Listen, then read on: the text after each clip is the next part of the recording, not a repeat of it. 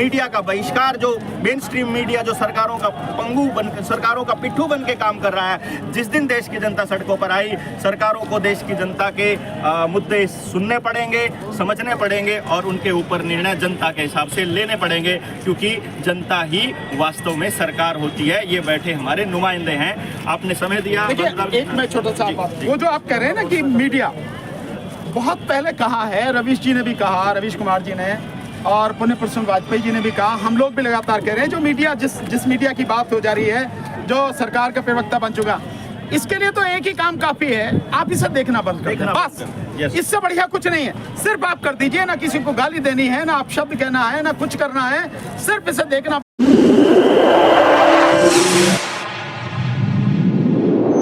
इस news channel पर जो भी वक्ता ने कहा वो उसकी अपनी राय है, जिसकी पुष्टि नेशन न्यूज इंडिया नहीं करता। धन्यवाद। और अगर देश की जनता की सपोर्ट की जरूरत नहीं है, अगर उनकी वोट की जरूरत नहीं है, तो फिर कैसा लोकतंत्र है? इसीलिए आपकी कोई आवाज नहीं सुनी जाती। लाखों किसान रामलीला मैदान में आज इकट्ठा हुए हैं। इससे पहले इस देश के तमाम संगठन अपनी अपनी मांगे लेकर के दिल्ली की कूच की, लेकिन किसी की सुनवाई नहीं हुई। मेरे साथ एडवोकेट पंगू साहब हैं, एडवोकेट भानु प्रताप सिंह जी हैं, और ये लोग ईवीएम के ऊपर इतनी बड़ी लड़ाई लड़ रहे हैं, आप सोच नहीं सकते। मैं कुछ आपको टेक्निकल बातों पे लेकर के जाऊंगा, कुछ कानूनी पहलुओं पर भी लेकर के जाऊंगा, और वकील साहब से पूछूंगा कि आपकी इस लड़ाई को जीतने में अड़चन क्या आ रही है, और आपको क्या लगता है कि ईवीएम का जो घोटाला है ये देश के लोकतंत्र को कहां लेकर के जाएगा? देखिए, जो ईवीएम का घोटाला है देश के लोकतंत्र को ही नहीं, पूरे देश को तबाह करेगा। आखिर नेता डरता किस बात से? नेता डरता है कि जनता उसके खिलाफ में खड़ी हो जाए। आज इस समय आप और हम यहाँ रामलीला मैदान में हैं, लाखों की संख्या में पूरे देश भर से किसान यहाँ हैं, तमाम किसान संगठनों के साथी यहाँ पर हैं। इतना बड़ा किसान संगठन, इतने पूरे देश में किसानों की आबादी लगभग 60 से 70% के बीच में है, बावजूद उसके उनकी चिंता की सरकार को नहीं, और पूरे किसान सड़क पर हैं, आंदोलनरत हैं, तब भी उनकी चिंता नहीं है। मजदूरों की चिंता नहीं है, जो पुरानी पेंशन को लेकर लोग लड़ रहे हैं उनकी चिंता नहीं है, वन रैंक वन पेंशन को लेकर फौजी पिछले 3000 दिन से भी ज्यादा दिन हो गए वो लड़ रहे हैं, उनकी चिंता नहीं है। बेरोजगार युवा संघर्ष कर रहे हैं, उनकी चिंता नहीं है। जो एग्जाम लिए जाते हैं, पेपर लीक होता है, खत्म हो जाते हैं, वो सब लोग आंदोलन कर रहे हैं, उनकी चिंता नहीं है। ईवीएम को लेकर हम लोग लगातार आंदोलन कर रहे हैं, और पूरे देश में घर घर तक ये आंदोलन अब पहुंच चुका है, उनकी चिंता नहीं है। आखिर कारण क्या है जब पूरा देश ही उनके खिलाफ है? और मैं आपको बताऊं, आप तो मीडिया के साथ ही जानते होंगे, आज की तारीख में मीडिया का एक सर्वे कराया जा रहा है कि देश में देश के प्रधानमंत्री को कितने लोग पसंद करते हैं। आपको जानकर रहना नहीं होगी कि 3% से लेकर 8% बस इतने ही लोग मोदी जी को पसंद करते हैं आज की तारीख में। ये मीडिया सर्वे का है, जो एक्चुअल में हो रहा है, लगातार कराया जा सोशल मीडिया पे। बावजूद उसके उन्हें किसी की चिंता नहीं है, और वो जो मन में आ रहा है वो कर रहे हैं। इसका मतलब साफ है कि उन्हें मालूम है कि चुनाव जीतने के लिए उनके पास क्या है, और वो है ईवीएम। ईवीएम के दम पर ही वो किसी की परवाह नहीं कर रहे। तो इसीलिए जो ईवीएम का मुद्दा है वो हर किसी का मुद्दा है, इस देश के 140 करोड़ नागरिकों का, और इस देश के 100 करोड़ मतदाताओं का मुद्दा है। वो किसान का भी मुद्दा है, वो मजदूर का भी मुद्दा है, वो फौजियों का भी मुद्दा है, ओल्ड पेंशन वालों का भी मुद्दा है, वो इस देश के नौजवानों का मुद्दा है, हर किसी का वो मुद्दा है। इसलिए उस मुद्दे को सभी को साथ देना चाहिए।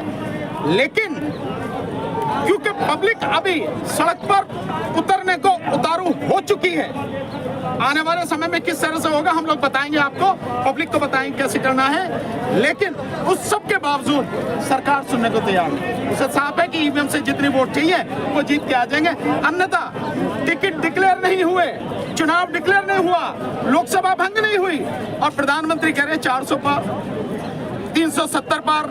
ये कौन सा तमाशा है जो ये सब कह रहे हैं? वो यही है कि इलेक्शन कमीशन उनकी जेब में है, उनकी गुलामी कर रहा है और ईवीएम मशीन उनके हाथ में है और मशीन भी भारत इलेक्ट्रॉनिक्स लिमिटेड जो बना रही है उसमें बीजेपी के जो पदाधिकारी हैं 4 पदाधिकारी उसमें जो है इंडिपेंडेंट अभी नए डायरेक्टर हैं। और आपको एक और बात बता दें, 20 लाख ईवीएम मशीनें गायब हुई थी, उसका आज तक इलेक्शन कमीशन ने कोई हिसाब किताब नहीं दिया है। केजी बेसिन घोटाला जो 20,000 करोड़ रुपए का था, रिलायंस की सब्सिडरी कंपनी जो ईवीएम मशीनों की चिप बनाया करती थी, उस घोटाले का पर्दाफाश आज से 6 साल पहले 7 साल पहले हुआ था। उसके ऊपर अभी तक संसद के अंदर कोई बहस नहीं हुई है। इसके साथ ही हम आपको बता दें, इलेक्टोरल बॉन्ड के ऊपर जिस तरह से सरकार की किरकिरी हुई है और कल तक इलेक्शन कमीशन को अपनी वेबसाइट के ऊपर वो सारा का सारा डाटा डालना होगा। आपको बताएं कि 2023 तक के बॉन्ड लिए हैं उन्होंने, जबकि ये जो पूरा का पूरा मनी लॉन्ड्रिंग का केस है, ये बहुत बड़ा केस है। जब इतने सारे मुद्दों पर सुप्रीम कोर्ट संज्ञान ले रही है और इसके ऊपर कोई फैसला ले रही है, तो आप चूंकि सुप्रीम कोर्ट के वकील हैं, आप हाई कोर्ट से हैं, तो आपकी नजर में आपको क्या लगता है कि सुप्रीम कोर्ट का रवैया क्या है ईवीएम के मसले पर? नहीं, देखिए, अब तक तो अब से पहले जो भी रहा है सुप्रीम कोर्ट का रवैया, सारी पिटीशन डिसमिस की गई, तो बहुत ज्यादा उम्मीद नहीं कर सकते। लेकिन अब जैसे इलेक्टोरल बॉन्ड का जो मसला है, इस पर बहुत तगड़ा स्टैंड जो लिया है सुप्रीम कोर्ट ने, हम सबके बीच में एक उम्मीद जगी है कि कोर्ट इस पर भी संज्ञान लेगी, क्योंकि ऑलरेडी जो पिटीशन 2 पिटीशन फाइल हैं जो सुनवाई पर लगी हुई हैं, अगर उनको सुन लिया जाए और मैं समझता हूँ इलेक्टोरल बॉन्ड की तरह उस पर भी आदेश किया जाए तो मामला एक झटके में हो जाएगा। नहीं होगा तो इस देश की जनता को सड़क पर लड़ना पड़ेगा, क्योंकि ये बात सबको ही जान लें, सरकार, ये जो सरकार है मोदी सरकार, यही सारी बीमारियों की जड़ है। इस देश की तबाही की जो कारण है वो यही सरकार है। इस सरकार को उखाड़े बिना आपको किसी को कुछ मिलने वाला नहीं है और आप इसे उखाड़ नहीं सकते अगर ईवीएम है।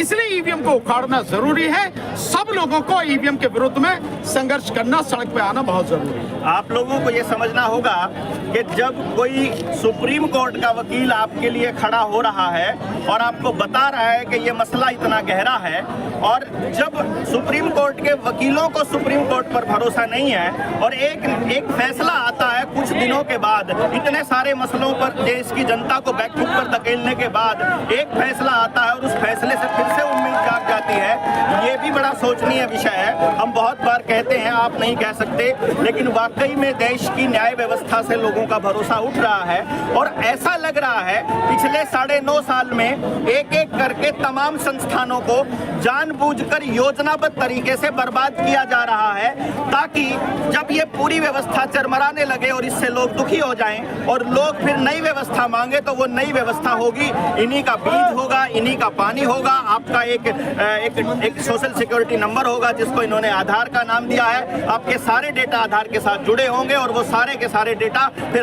आपका पूरा का पूरा मसला, आपका सारा डेटा इनकी मुट्ठी में होगा। फिर जिस दिन इनको आपको अगला डोज लगाना होगा तो ये कह देंगे आपका आधार बंद कर रहे हैं, तब खोलेंगे जब आप अगली डोज लगवा करके आएंगे अपनी फैमिली के। इसका मतलब ये हुआ, अगर आपको आने वाले वक्त में अपने बच्चों की आजादी चाहिए तो आपको लोकतंत्र को दोबारा से जिंदा करना होगा। अगर आप लोकतंत्र को जिंदा करना चाहते हैं तो आपको ये भी समझना होगा कि नरेंद्र मोदी का इस टाइम पर देश की सत्ता के अंदर क्या हस्तक्षेप है। 2014 से पहले 2009 के चुनाव में बीजेपी को 24% वोट मिले थे, जिसमें प्रधानमंत्री कैंडिडेट लाल कृष्ण आडवाणी थे, और उसके बाद उनको 31% मिले 2014, मतलब वही 7% जो आपने बोला है, यही लोकप्रियता है। तो केवल और केवल ईवीएम के भरोसे पर अगर ये इसी तरह से तानाशाही करते रहेंगे तो आपके बच्चों का भविष्य अंधकार में है। आप देश के लोगों को क्या संदेश देना चाहेंगे भानु प्रताप जी? मैं बहुत सीधा सा है, देखिए, देश जो है इस समय 4 तरह के जो लोग हैं उनका एक गैंग इसे कह सकता हूं मैं, एक बहुत भयानक गठबंधन है, जिसमें सरकार है, जिसमें इस देश के पूंजीपति हैं, जिसमें इस देश का जो ब्यूरोक्रेट्स यानी IAS IPS जो ये लोग हैं, ये लॉबी जो है, अफसरों की लॉबी, और चौथा जो इसमें ये जो मीडिया है जो आज की तारीख में पूरी तरह से गुलामी कर रहा है, खरीद सो कॉल्ड मेनस्ट्रीम मीडिया, इन चारों का बड़ा भयानक गठबंधन बच चुका है।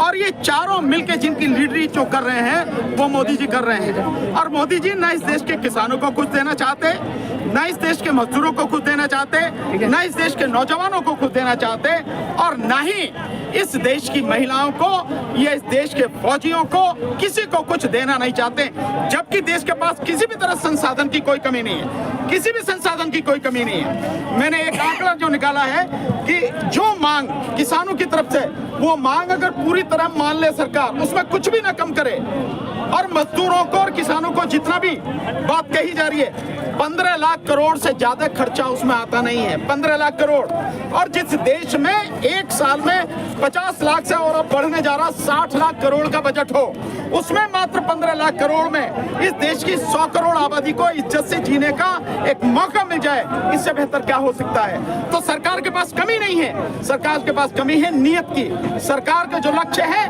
वो इस देश के लोगों को आजादी देना नहीं, इस देश के लोगों को रोजगार देना नहीं, इस देश के लोगों को इनका हक देना नहीं। सरकार का लक्ष्य है इस देश के 120 करोड़ लोगों को गुलाम बनाना और जबरदस्ती इस देश को तबाही की तरफ धकेलना, नहीं तो किसी चीज की कमी नहीं है। इसलिए मेरा सबसे निवेदन है, जो किसान साथी हैं सभी से मैं धन्यवाद देना चाहता हूं कि जो तमाम किसान संगठन है, मैं उन सबसे जब लुधियाना में मिला, आदरणीय पंगू साहब भी वहां पर थे, आप सबसे बात हुई, राजेवाल साहब से बात हुई, इसके अलावा बाकी सबसे आज भी मेरी मुलाकात हुई। बहुत मजबूती के साथ सबने हमारे इस ईवीएम हटाओ आंदोलन को सपोर्ट किया है, हर तरह से सहयोग देने का किया है। कल भी एक और जो संगठन है साझा किसान मजदूर मोर्चा, उसमें भी 100 से ज्यादा संगठन है, उनके कई साथी यहाँ आ जाए भी हों, उन सब ने भी कल मिलकर हमारे साथ में प्रेस कॉन्फ्रेंस की, वो भी हमारे इस ईवीएम हटाओ आंदोलन में पूरी ताकत से साथ दे रहे हैं। और मैं आपको बता दूं, अगर इलेक्शन कमीशन समझेगा नहीं, अगर इलेक्शन कमीशन सरकार की गुलामी बंद करके इस देश के लोकतंत्र को बचाने के लिए संविधान में जो उसको अधिकार दिए गए उनका सही तरीके से पालन नहीं करेगा, तो इस बार ईवीएम और इलेक्शन कमीशन, ये बात ध्यान रखे इलेक्शन कमीशन के, लोग बर्दाश्त नहीं करेंगे ईवीएम। किसी भी हद तक हमें जाना पड़े जाएंगे, लेकिन ईवीएम से चुनाव नहीं होने देंगे। केवल और केवल 2024 का लोकसभा चुनाव बैलेट पेपर से ही होने देंगे। सो सबसे यही निवेदन है, एक सारी बीमारियों की जो जड़ है वो है ईवीएम। इस ईवीएम के खिलाफ पूरा देश मजबूती के साथ खड़ा होकर आगे आए और इस गंदगी को साफ करे, ताकि देश बच सके, इस देश की जनता बच सके, लोगों को अधिकार मिल सके, किसानों और मजदूरों को उनको जीने का हक मिल सके। एक और छोटा सा टेक्निकल पॉइंट ईवीएम के लेकर के आपसे अगर पूछा जाए, जैसे कि अगर सरकार इस बात पर आपका आंदोलन को सपोर्ट नहीं कर, उसकी बात ना माने और ईवीएम की बजाय बैलेट पेपर की बजाय ईवीएम के साथ ही चुनाव करने के लिए अड़ी रहे, तो क्या ऐसा प्रैक्टिकली पॉसिबल है कि हर एक सांसद, मतलब हर एक सीट के ऊपर, पार्लियामेंट सीट के ऊपर यदि 64 से ज्यादा कैंडिडेट खड़े कर दिए जाएं तो बैलेट पेपर से करवाना पड़ेगा, ऐसा कोई कानून है? वो 64 नहीं, क्योंकि अब जो ईवीएम आ रही है उस ईवीएम में 380 कैंडिडेट, हाँ जो अब आई है, जो उसकी नई टेक्नोलॉजी वाली ईवीएम आई है, उसमें 380 कैंडिडेट जो है वो उनकी पूरी लिस्ट आ सकती है। मतलब एक के साथ में वो 64 वाली वो वाली बात नहीं, तो उसके साथ में जोड़ के करी जा सकती है वो। तो इसके लिए अगर संख्या चाहिए तो वो बहुत ज्यादा चाहिए, 500 से ज्यादा संख्या चाहिए। प्रैक्टिकली पॉसिबल नहीं है, पर अगर लोग ठान लें, लोग अगर तय कर लें कि अब चाहे जो भी वजह सरकार नहीं मांगती, और लोकतांत्रिक तरीका हमारे पास यही है कि हर सीट पर हर गांव से एक कैंडिडेट खड़ा किया जाए, हर गांव से, हर सीट पर हर गांव से एक कैंडिडेट खड़ा करो, सारे मिलजुल के, जो उसमें 10, क्योंकि इंडिपेंडेंट रूप से खड़े होंगे तो 10 प्रस्तावक चाहिए, और साथ में जो भी उसकी फीस है 10,000, 15,000, 20,000, 25,000, पूरा गांव मिलकर एक कैंडिडेट लड़ाए कि भाई हमें खत्म करनी है ईवीएम, ये हमारा तरीका। इससे बेहतर कौन हो सकता है? मैं समझता हूँ दुनिया में एक मिसाल हो जाएगी अगर ऐसा हुआ तो। हालांकि सरकार कोशिश करेगी इलेक्शन कमीशन के माध्यम से कि अधिक से अधिक जो नॉमिनेशन पेपर है उन्हें कैंसिल करवाए, रद्द करवाए, लेकिन अगर आप ठान लेंगे कि नहीं, जो हमारा पेपर बिल्कुल ठीक है, उसमें कोई कमी नहीं है, बावजूद उसका रद्द करना, तो कोई भी हो, जनता जब खड़ी हो जाती है उसे घुटने टेकने ही पड़ते हैं। इस देश के सबसे तानाशाह प्रधानमंत्री ने भी किसानों के सामने 13 महीने में घुटने टेके हैं, सब जानते हैं। अगर सरकार बात ना माने, अगर सुप्रीम कोर्ट साथ ना दे, अगर इलेक्शन कमीशन साथ ना दे, तो उसके बाद अगर देश की जनता सरकार को सरकार मानने से ही मना कर दे और सरकारी कर्मचारियों का गांव में घुसना ही बंद कर दे, तो भी सरकार इसके अंदर घुटनों पर आने के लिए मजबूर हो जाएगी। ये एक दिन का, मैं आपको बताऊं, सिर्फ एक ही दिन का काम है। हम लोग जिस दिन कॉल दें उस दिन सारे लोग बस एक दिन के लिए सड़क पर आ जाओ आप। ये सरकार और प्रशासन से एक झटके में नीचे आ जाएगा, एक झटके में जो है घुटनों पर आ जाएगा, साफ हो जाएगा। बाकी और भी चीज आपको करने की जरूरत नहीं है।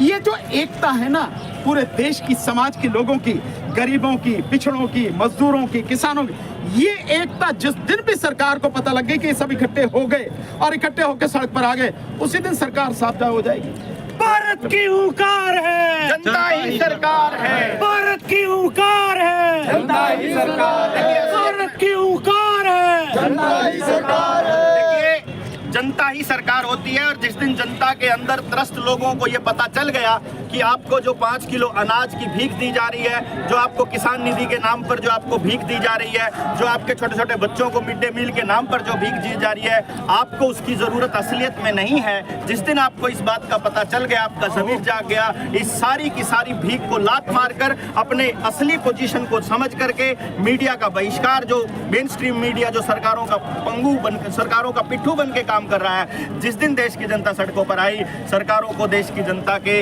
मुद्दे सुनने पड़ेंगे, समझने पड़ेंगे और उनके ऊपर निर्णय जनता के हिसाब से लेने पड़ेंगे, क्योंकि जनता ही वास्तव में सरकार होती है। ये बैठे हमारे नुमाइंदे हैं। आपने समय दिया। देखिए, एक मैं छोटा सा बात, वो जो आप कह रहे हैं ना कि मीडिया, बहुत पहले कहा है, रवीश जी ने भी कहा, रवीश कुमार जी ने, और पुण्य प्रसन्न वाजपेयी जी ने भी कहा, हम लोग भी लगातार कह रहे हैं, जो मीडिया जिस मीडिया की बात हो जा रही है, जो सरकार का प्रवक्ता बन चुका, इसके लिए तो एक ही काम काफी है, आप इसे देखना बंद कर दें, बस।